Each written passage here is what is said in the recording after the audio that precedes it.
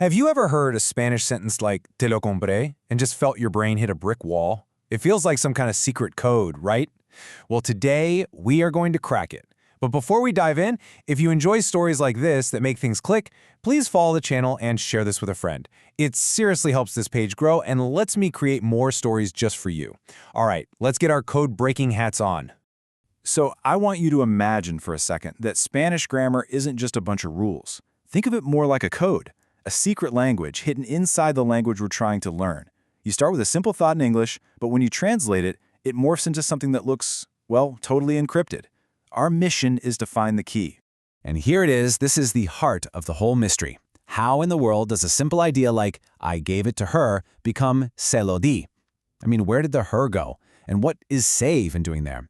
It's the kind of thing that confuses pretty much every single learner. But I promise, by the end of this, you'll see the beautiful logic hidden inside. This is the lock we're about to pick. Okay, to crack any code, you have to figure out its structure first. And the very first key is discovering this secret, unchangeable order. It's a simple three-letter sequence that controls how these sentences are put together. The order is always person, thing, verb. Just remember PTV. It helps that it's alphabetical, right? So in a sentence like te lo compré, it's not really I bought it for you, it's more like for you, the person. It, the thing, I bought the verb. The action, the verb, always comes dead last. This is the blueprint for our entire code. So now that we have the blueprint, we need to meet the characters. Every code has its symbols, and in our little Spanish code, these symbols are tiny little words that are super powerful, and each one has a very specific job to do. Okay, look here. On the left, you've got your receivers. These are the characters getting the action. Me, te, le, nos, you get it. On the right, we have the objects, the actual things being acted on. Lo, la, los, las.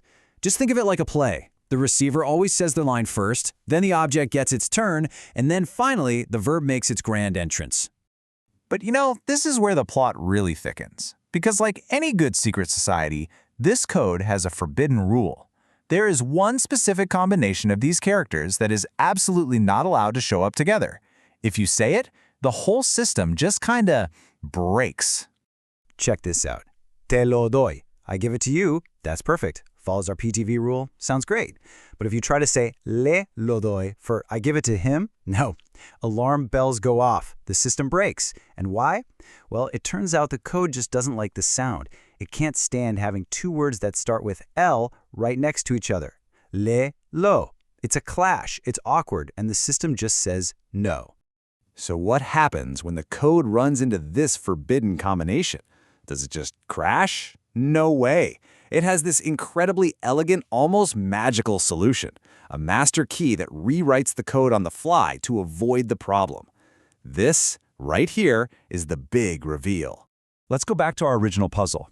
If we just followed the rules blindly, I gave it to him should be le lo di, right?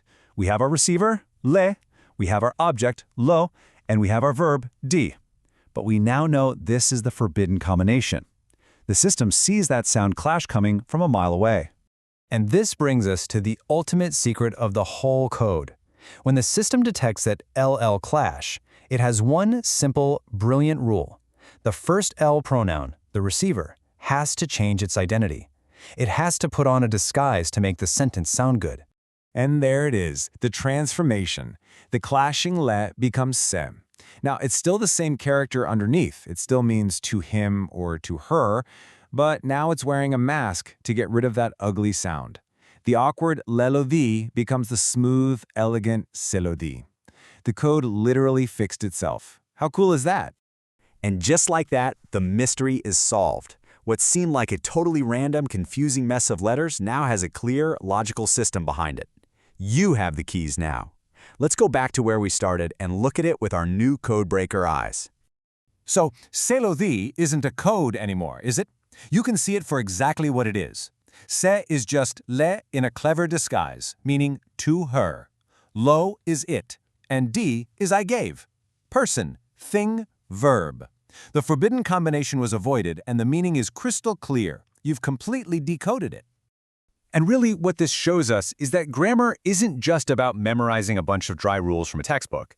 It's about seeing a living system, a beautiful piece of logic that has figured out these elegant solutions to its own little puzzles over time. If this story made something click for you or made you think differently, share it with someone who needs to hear it. And make sure to follow the channel for more stories just like this.